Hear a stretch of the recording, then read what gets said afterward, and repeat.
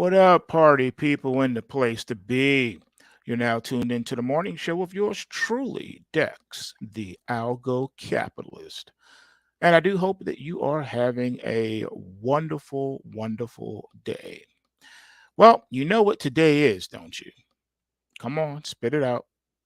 It's the FOMC. Now, we already had CPI data that came out today, and it was soft. Okay. And the market seemed to like that. And so the market rallied. All right. So we were not surprised. I actually anticipated that the market would rally today off of the CPI data. And I also believe that after the um, FOMC, that the market is going to rally even more. And I think we'll put in uh, a new daily high, intraday high. Um, of course, I could be wrong, but that's just what I'm seeing right now. Unless something happens, unless he just crushes everybody's hopes and dreams. I don't really see that happening. I think that he's going to toe the line, so to speak, and he's going to do what the people want him to do. Because at the end of the day, he's also a politician. The Fed chair is a politician. All right. So even though when I say politician, I don't mean that he has to run for office because he doesn't. Um, they're elected or selected, I should say. So where do we go from here? Well, like I said, markets can remain irrational longer than most people can remain solvent. So therefore, I believe that the markets are not done yet. I gave you the sign of the times to watch for to know when the bull market bubble, or the, like some people like to refer to it as the everything bubble, when that is over. And we're just not there yet. Okay. That has, all right. The operative word being yet. All right. We're not there yet. And if you recall, if you don't have short term memory loss, you will recall that I said to you that one of the signs of the times would be that you would see a situation. All right. You would see the situation would be, for the most part, that all four indices, stock indices, the Dow, the S&P, the Russell, the Nasdaq, they will all be, heading down together simultaneously.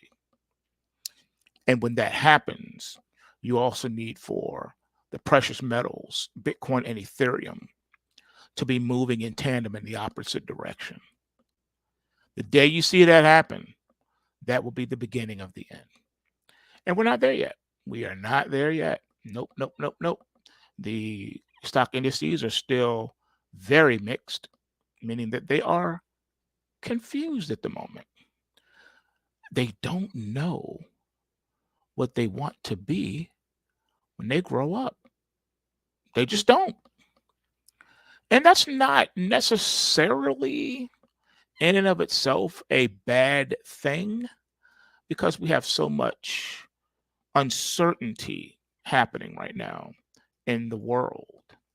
There are reports all over the place. And then the reports have reports. So, yeah, that. No one knows what the future holds, right? The best you can do is hope for the best. And I think that's what people are trying to do. They're trying to hold on and hope for the best. So, right now, let's look at what we do know. We do know that things are spiraling out of control with the global economy. We know that. It's just what it is. The real estate section, whether it be residential or commercial, but especially the commercial side, is in deep, deep, deep, deep, deep, deep, deep, deep trouble. And there's threats and talking of World War III breaking out at any moment, at any given day. There's also talk of a banking crisis, especially in the US of A. We talked about that yesterday on yesterday's show. If you missed it, then you're going to definitely want to go back and listen to that after you listen to this one, because we go into depth about what's happening from a financial standpoint.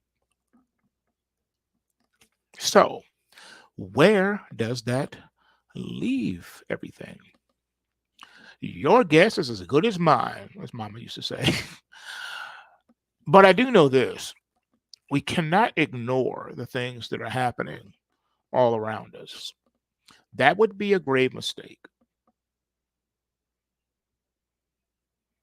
So you need to think about that. All right. Don't ignore what you're seeing.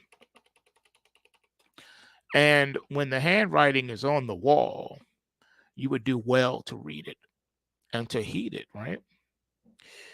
So we know that things are not what they appear to be. No matter how much they say in the mainstream media, how much the economy is improving, employment is improving, jobs are being created out of thin air. Anyone who wants a job can have it. Doesn't matter if it's going to pay you a livable wage or not. Who cares about that? Didn't nobody say nothing about no license, right? You remember that from Martin? So, with that being said, what does it all mean? And what is the truth? And what should the people be doing? Because a lot of people are still looking to leadership. They're looking to the government, the United States government. They're looking to them to tell them what to do and who they should vote for. Who's going to give them the most free stuff? Whoever promises to give the most free stuff is going to become president, right? That's normally, generally how it goes, okay?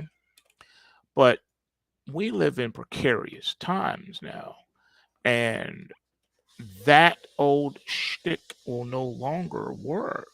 Why? Because everyone is running out of money. That's what happens when you run out of money.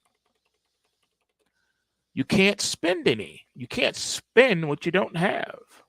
Okay? So the government is in the same boat now as its American people.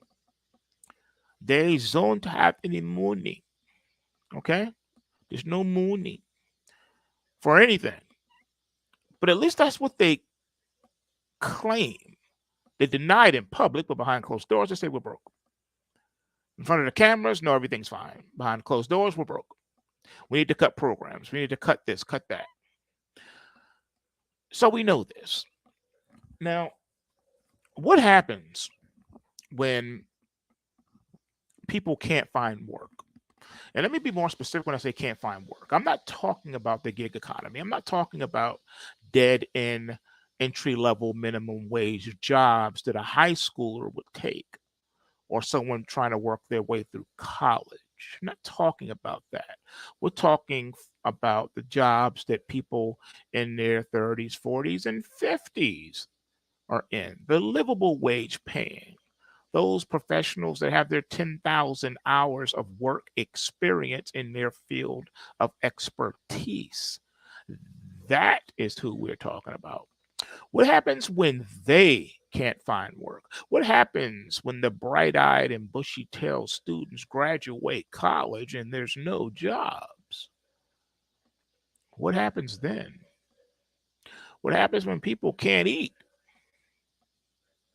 I think you know the answer to that question. What happens when people can't eat? They're going to find a way to eat. Whether that means they're going to do it by legal means or illegal means. But they will find a way to eat. All right? They're going to find a way to eat. And that's just what it is. They're going to find a way to eat. They will find a way to eat. And normally, the way that they choose is not going to be the way that you would like for them to choose. Nope. Nope. They're going to take the path of least resistance, which is bashing old women over the head and relieving them of their purses. That is what people are going to do. Can you blame them? I mean, really? Can you really blame them? When your government has totally wrecked the economy. And when I say wrecked, I mean wrecked the economy, destroyed the economy. What is one supposed to do? What are you supposed to do? How are you supposed to find work? You can't. That's just it. There is no work for you. Sorry, there's no work. What do you want us to tell you? We're replacing you with androids and robots and AI. Have you not known? Have you not heard that AI is all the rage? AI this, AI that. Everything is AI. That's what they want. They don't need you. They no longer want nor need your services. That is the problem that people are not coming to terms with. They do not want nor do they need your services. For what? What do they need you for? What good are you? You're no good to them. They can't use you the way they'd like to. In other words, what they are really saying to you is that you bring nothing of value to the table. Let that sink in for a minute. Let it marinate. They're saying you bring nothing of value to the table because they have to pay you more than they would a robot. It's getting to the point now where shrinkflation is starting to arrive in places and things that you wouldn't expect normally. And that in and of itself is also very telling and very sad. So what do you want the people to do about it? There's nothing they can do about it except for to grin and bear it. That is all anyone can do. And they want you to know and understand that. Your government is not going to bail you out. You cannot look to government to bail you out. There is more people needing and looking for help than there is help to give them. And that's not just occurring in one or two states, that's happening across the country. My heart breaks every time I see these walkthrough videos where the person takes their camera and they just walk through the city.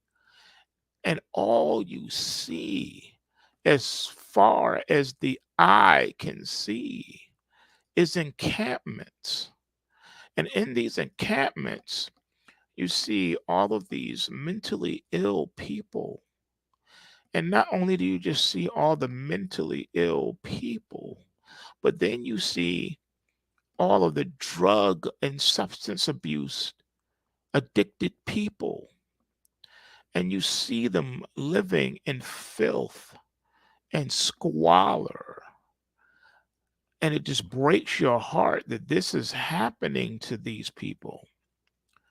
Everyone has a backstory. Everyone has a backstory. Now, not every one of the homeless people or substance abusers or mentally ill.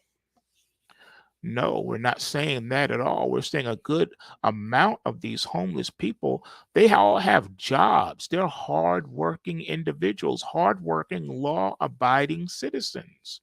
They haven't broken any laws. The only laws they have broken is being poor. States are trying to criminalize being poor. Think about that for a moment. So if you become homeless due to no fault of your own, your state wants to congratulate you by making you a convicted felon. They want to make it against the law to be poor and homeless.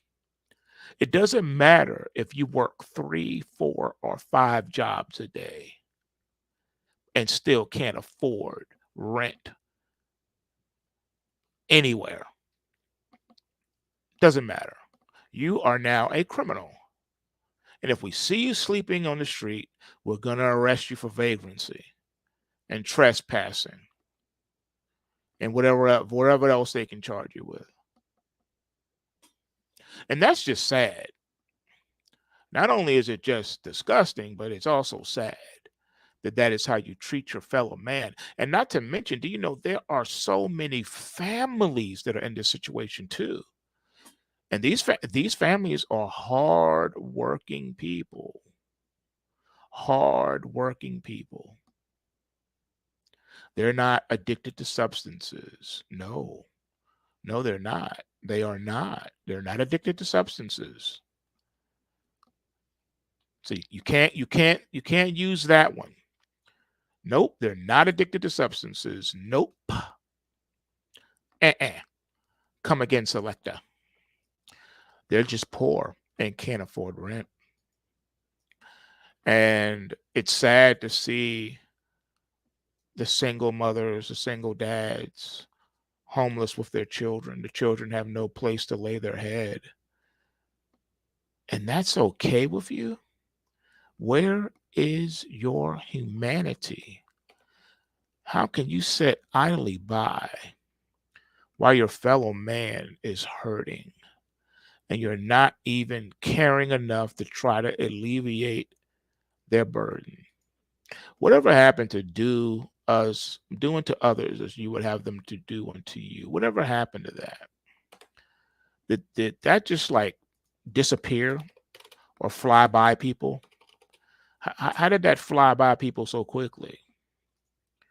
But that's the world we find ourselves in. That's what you woke up this morning and here you are. This is the world we're living in when the love of many have waxed cold, ice cold, freezing cold. The apathy is scary. I don't understand. No empathy, no sympathy for your fellow man. No one is willing to lift a finger to even help. And children are the future. If there are no children, there's no future. You do understand that, right? You understand that. No children, no future. That's it. As a matter of fact, not only is that also a scary proposition in and of itself, but we find ourselves this morning in a situation where the population, the global population, is decreasing at such a rapid rate. People don't understand the trouble that the world is in right now on multiple fronts. Something has to be done, or this world is going to find itself doomed on multiple fronts. The birth rates are too low. It is unsustainable. In a few years, there are going to be more elderly people than young people in the world. That is unsustainable. You can't have too few in the workforce taking care of the too many that are retired and out of the workforce. You can't sustain that. That's unsustainable. It can't happen. I can't pay you $5,000 an hour when the company only makes $5 a day. You can't make that make sense. You can't fit the square into the round hole. It's not going to work. But yet, we have we have politicians that think that it will work. They literally think that it will work. and it won't. And again, do people even really care? Or is it, well, as long as I'm okay, as long as I'm getting what I want, once I get what I want, I don't care about anybody else. Is that what's happening right now? Is that what we're seeing? Because if that is true, then that in and of itself is also frightening, very frightening. So I have to ask you again, is this where we are? Is this what we want? For real, for real? Watch what you wish for, because you just might get it, folks. People are calling for their own destruction. They're begging for their own destruction, and they don't even realize it because they're too busy having fun and partying. And they don't realize that danger is approaching, and it's approaching fast. And if they're not careful, they're going to get overrun and overtaken by it. So I hope that people are open-minded about what's happening and that they wake up, because if they don't wake up, it's going to be too late. And you know what happens when it's too late. Exactly. So anyway, FOMC is just moments away. So we're going to see what happens. Now, and despite what happens, the most important thing about today, we already had the CPI. Now we're going to have the FOMC in a few minutes. The most important takeaway from this will be, how does the market respond? How would the market react to this? That is what we want to know. Okay. That's what I'm watching for. I need to know what the takeaway is. So that means today's market close is going to be of paramount importance, because what happens today, folks, is going to set things up for the rest of the summer. You know, the whole adage, sell in May and go away, that hasn't worked for I don't know how long. Well, that is the thing. So what is going to be the takeaway from this? I still believe the markets are going to rally from it. But if I am incorrect, then, well, that's another issue that's going to have to be worked out. It's going to have to be worked out. There's no other way to say it. It's going to have to be worked out. They're going to have to come to some kind of terms. They got to figure some things out. So let's wait and see what they figure out. You know the system works if you work the system. Bulls make money, bears make money, and pigs get slaughtered. So remember to take what you can, give nothing back, smash that like button. And on that note, I'm out. Peace.